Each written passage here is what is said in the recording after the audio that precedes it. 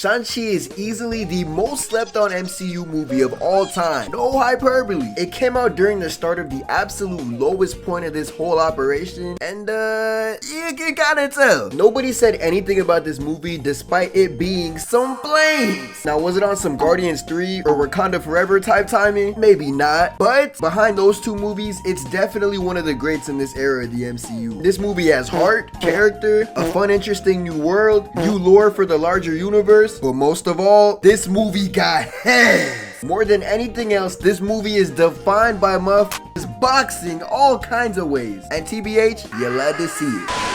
Frame one of this entire movie, this man Wenwu is 1v1000ing armies of motherfuckers. The 10 rings are really some of the nuttiest weapons in this entire universe, dog. Look! Hot take, maybe not a hot take, but not gonna lie, this shit look infinitely cooler than what they were in the comics. But Wenwu was bodying the ever-loving out of this fodder all kinds of ways, dog. Keep the force field of doom, blocking every single arrow, then boom, the super jump of death into the area of effect, ground pound into the barrage, Gatling strikes, dog. Holy! This was a 44 hit combo. Then fast forward like a couple thousand years, right? And there he go, boxing his future wife Yang Li, and this was beautiful. He trying to overpower her with the might of the 10 rings, and she is literally on her avatar Aang, redirecting every single blow. Then she literally starts airbending. Not gonna lie, she really might be the coolest character in the whole movie, despite her only being in like 5% of it. She is literally skating. To fight is to dance, and these motherfuckers is moving, and they low-key feeling each other too, bruh. Look, she's literally making the 10 rings look like toys. Meanwhile, we just watched this man solo like 5 different armies of people. She literally stole this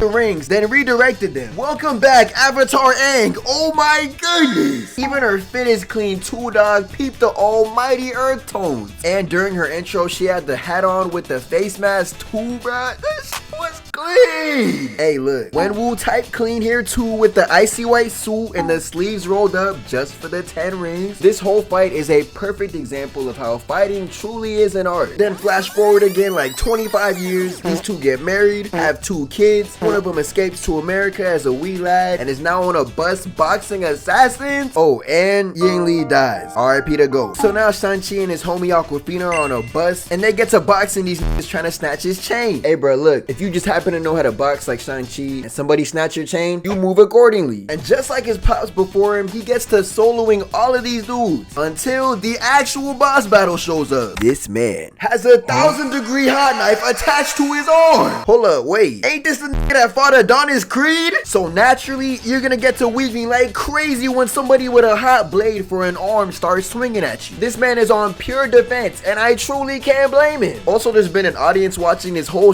the entire time, which is insane, but they literally can't do anything else because everybody is stuck on this bus now. Then this takes a random extra's laptop to block a slice for no reason. This just wanted to break some because ain't no way you couldn't have just dodged normally. She literally screamed no right before he grabbed it too. If a nigga take my $1,000 laptop like that, I promise you this fight is turning into a 2v1 immediately. And he had the nerve to apologize right after too.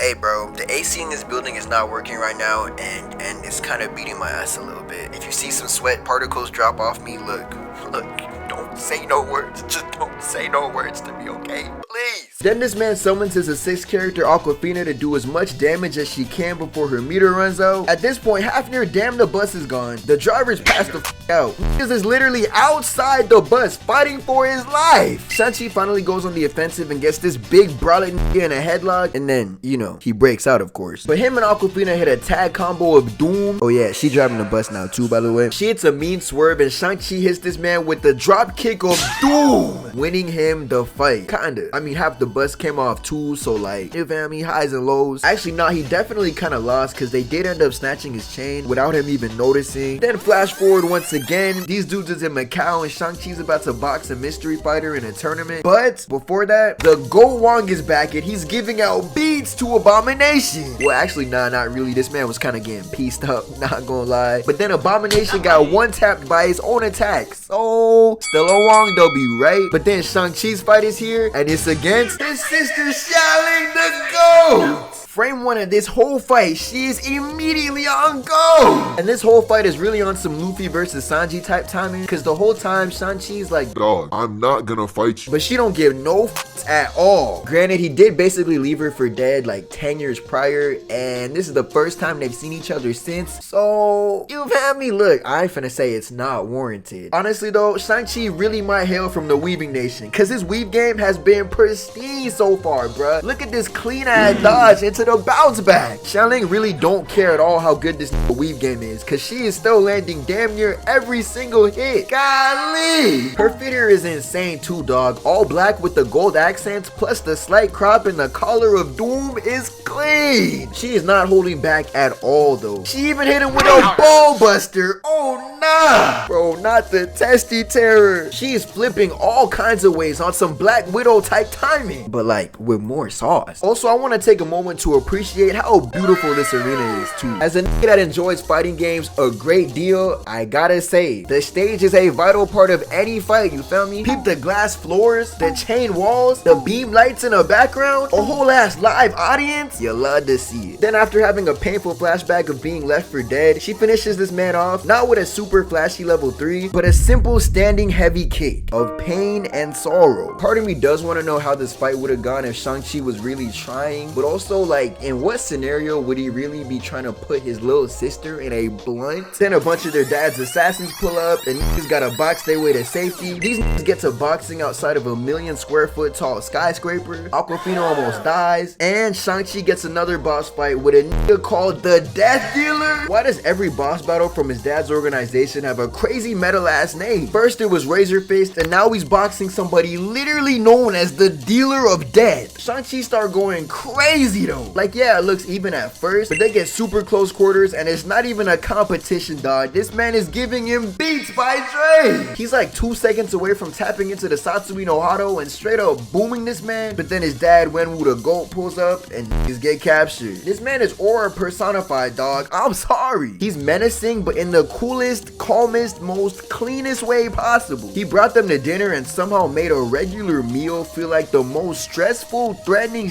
ever. Even when the rings aren't activated, the still look clean too. I just know every single shirt in this man's closet is tailored to have the sleeves cut off right where the rings sit. So boom, boom, boom, fast forward one more time. I promise this the last time. And now the gang is in the homeland of the GOAT Yingli, because Wenwu was planning on pulling up and invading, right? So naturally, we need a fire training sequence to prepare for the battle at hand, and Shang-Chi gets to training with his auntie. And just like her sister, she is one saucy ass fighter. She gets to teaching him the way of the airbender and how to redirect rather than just simply weave. She shows him that to fight is to dance. This man is literally Jin Kazama, bruh. He has to accept both sides of his lineage, the devil on his father's side and the gentle fist on his mother's side, in order to fully realize who he is and his true potential as a fighter. Maybe that's a reach, but look, I feel like I'm kind of chefing right now. I don't know. But then the demon Wenwu pulls up with the other two old boss characters we've seen, and it's time for the big MCU Act 3 battle that raises the stakes to 1,000,000. That's cool and all, but look, we came here for hands, and hands is exactly what's delivered, cause Shang-Chi and Wenwu are face to face, solo dolo. A battle of father and son is about to ensue. Shang-Chi says, "I'm not afraid of you," and this man responds with, "Yes, you are." Oh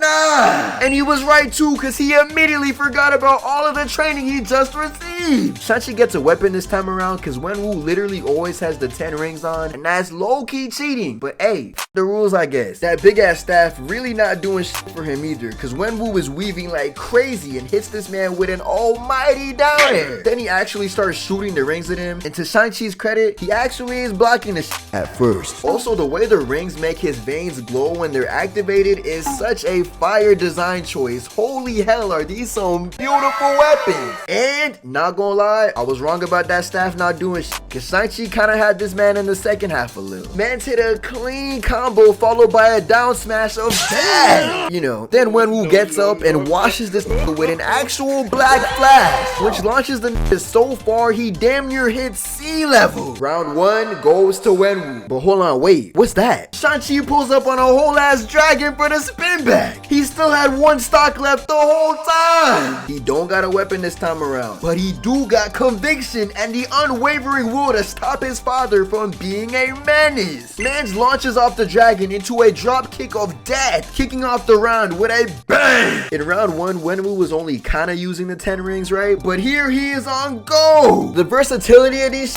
is actually so insane to me. They're goated as projectiles, hand-to-hand offense, force field type beats as defense, makeshift whips, breaking any fall, ground pound assaults, literally super jumping. But Shang-Chi finally remembers his training and starts redirecting the hits instead of just straight up trying to weave. But I ain't gonna lie, he not as smooth as his mom's was with it. So Wenwu breaks free and starts going crazy with the whip. So boom, he hits this nigga with a Destructo disc. But wait, what's this? Like young Zuko with his father's lightning, this man Shang-Chi redirects the rings and takes control of them in the cleanest way possible. They have literally chosen him. Now they each got 5 rings and they literally hit a beam struggle with them. These niggas is having the craziest duel of all time with these rings, dog. And the difference in how each of them is using the rings is such a fire juxtaposition. Wenwu was using them the way he has been for the entire movie, with them firmly being placed on his arm and him using them in a very rigid and firm way. Meanwhile, Shang-Chi don't even got them on his arm, bruh. They're just floating around him in a circle and he's being fluid like water, or I guess air in this case. Wenwu uses his level 3 on Shang-Chi and sends niggas into the air and delivers an insane blast of rings, sending him flying back into the ground. But once again, hold on, the god of redirection has awakened all 10 rings now, and this nigga is literally charging a whole ass Kamehameha. And then, you know, he stops, of course, because he's not actually trying to boom his own pops. Then he gets his soul sucked by a different, more evil dragon like 2 seconds later and gets boomed anyway. So RIP to young goat. You feel me? Then the rest of the movie happens and whatnot. Even the dragons start boxing each other. But ultimately, the day is saved and hands were hands. Is it crazy for me to say this nigga need a better suit whenever we see him again? Please. This was just the most mad suit of all time for such a fire character with fire powers. Speaking of which, where the f has this nigga been? It's been like 3 years since his movie dropped and he has not shown up once. Not even like a little post-credit scene, a little cameo, a little, you feel me, a little something? I don't know, bruh. Look, Streets is saying that he was supposed to be really important in Doomsday. That's for sure not happening now. Well, who knows? I mean, there's no way he doesn't at least show up, right? There's no way he's not at least in the next Avengers movie, right? Right. Also, actually seeing him next time, I'm already knowing it's gonna be fire. He's gonna actually have all 10 rings for the majority of his, like, you feel me, time on screen. If Wenwu was going crazy with the 10 rings, imagine how this nigga gonna be bending like crazy with these rings. But yeah, shout out Hands, shout out Shang-Chi, and shout out you. I can't feel my face right now, I'm burning up. I got this feeling that I won't come down, like, got this feeling that I won't come down, like, got this feeling that I won't come down, like, I can't feel my face right now.